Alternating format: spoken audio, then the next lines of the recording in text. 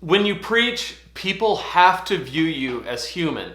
If they don't view you as a human being, they're not going to be able to relate to you. Most pastors completely abandon this truth to the point where watching them makes you feel like you're watching someone who doesn't exist in real life.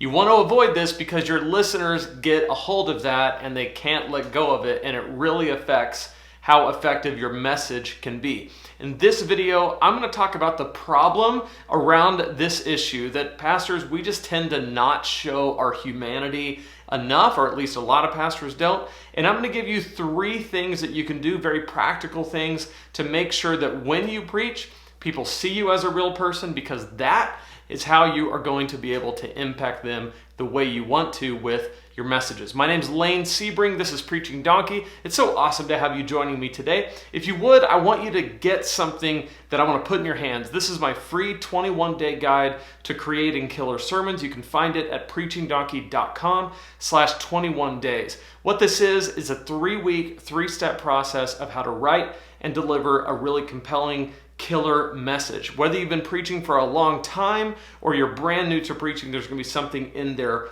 for you. So again, go to preachingdonkey.com/21 days. One of my favorite quotes is from Pastor Craig Rochelle over at Life Church. He says that people are inspired by your discipline, but they connect with your humanity. People are inspired by your discipline, but they connect with your humanity. Think about what this means. What he's saying is that when you're a disciplined person, when as a pastor you show your listeners, you show your people what it looks like to live a life of spiritual discipline, you read your Bible, you pray, you avoid sin, you pursue righteousness, you follow Jesus, you share your faith. As you model what it looks like to do those things, that inspires people. It really does. People look at that and they say, I want to be like that. That's one of the reasons why Paul said, imitate me as I imitate Christ, right? That's a tall order for pastors. But at the same time, people connect with your humanity as you show your people that you have faults and flaws and sin and struggles like everybody else. What begins to happen is that they connect with you as a human being. And because they connect with you, they're willing to follow. They're willing to follow your lead as a pastor. So what happens is, a lot of times when pastors preach, we're focused on the facts. We're focused on the truth. We're focused on the propositional truth, the message. Here's what the text says. Here's how to live it out. Here's what the text says. Here's how to live it out. And so maybe we illustrate this with illustrations and stories and examples. And sometimes if these illustrations and stories and examples and ways that we're trying to make this text come alive is always about someone else. It's always you people, you guys, I saw somebody, or maybe you, but it's never about us. Or when it is about us, we're always the hero of the story, right? Like, let me show you how to master whatever issue that we're trying to deal with. We fail to connect with our people. And this is especially vital if we want people to connect with us who are not regulars at our church. The person who comes to your church, maybe for the first time, maybe they're the adult child, they're the 27-year-old son of some couple, some older couple that goes to your church. They never really go to church, but here they are, they're sitting there, and all they hear from you is, I've done it, and here's what it looks like, and some of you don't do it right, and some of you other people don't do it right, and allow me to tell you how to do it right? That may or may not inspire them, but I'll tell you one thing I know for sure, it's not going to connect with them, right?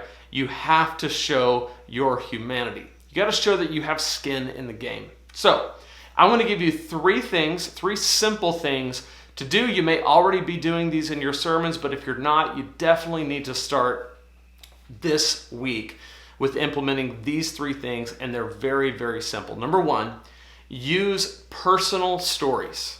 And by the way, these are going to all build on each other. So we're going to use personal stories. That's number 1. Number 2, we're going to use personal stories where we're not the hero of the story. We're going to show that we struggle with this issue. We're going to see that in these personal stories, they're not just going to be personal stories where we're the hero, but they're going to be personal stories where we struggle. And then number 3, we're going to use self-deprecating humor. Okay, those are the 3 things. I'm going to walk through each one of them one by one. The first thing is we're going to use personal stories. What do I mean?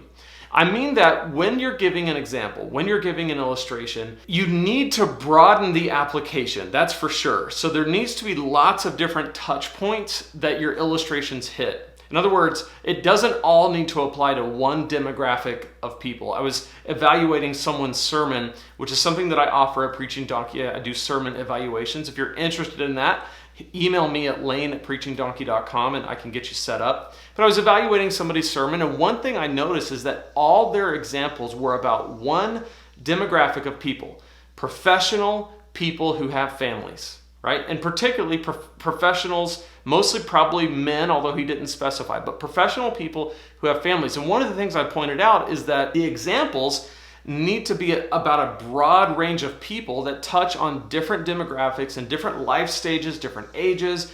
So that's true. But if all your examples are about someone else and other people and never about yourself, then what happens is you don't show how you have skin in the game. You don't show how you relate to this issue.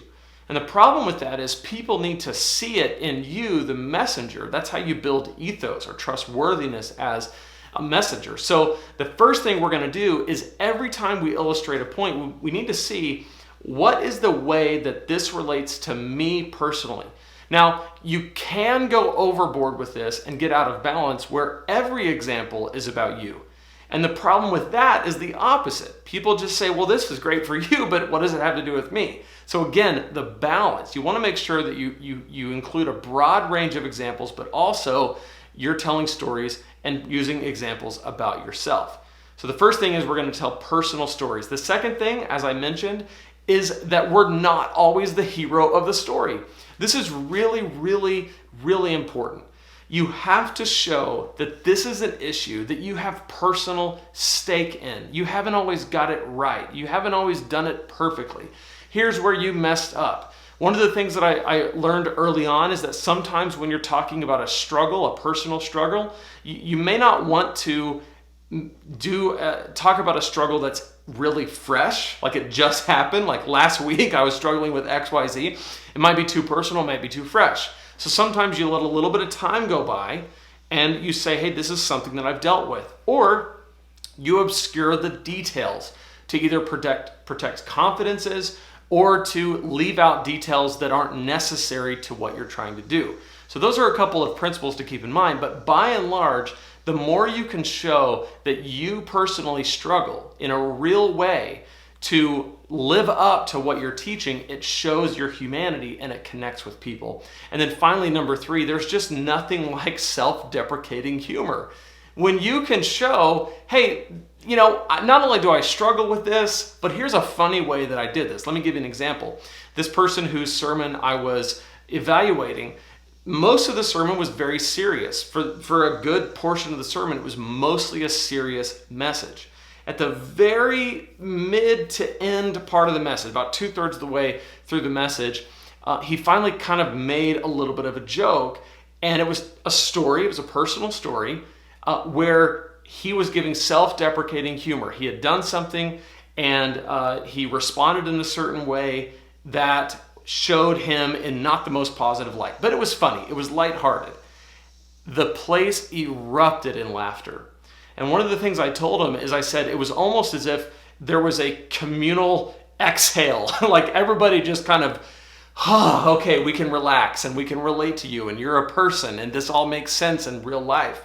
That one piece of self-deprecating humor that was just harmless, just was funny, but it showed him in kind of a funny light. It was enough to put the crowd at ease, where they were able to say, okay, all right.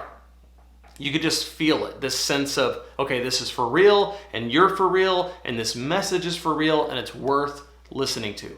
That's what I want for you. That's what I want for the preachers who follow Preaching Donkey. To not be so serious that people miss out on the fact that, yes, your discipline inspires them, but you're a real person with real struggles, and you're a human being, and you have skin in the game. When you preach that way, personal stories where you're not always the hero and you have self-deprecating humor, what happens is those barriers begin to come off. And the walls that people have built up between you and them because you're this otherworldly person that would never relate to their real life struggles, those walls begin to come down and they begin to hear your message, which what we believe at Preaching Donkey is that we have the most important message in the world, the gospel, right? There's no better message. And so we want people to hear it. And these are just 3 simple ways that people will hear your message. So definitely let me know in the comments, how have you experienced showing your humanity in sermons and how have you not? I know for me, there was a time, especially when I first started preaching, where I showed way too much humanity. There were other times where I showed not nearly enough of my humanity and my struggles. And I think I've hit a good balance. I would love to hear from you. Be sure to subscribe to this channel. It really helps for people to share this video more, for YouTube to show it to more people, which grows this community and allows these messages to reach more pastors and encourage more preachers. So that's it for today. I love you. I'm rooting for you. I'm cheering for you. I can't wait to see you in the next video.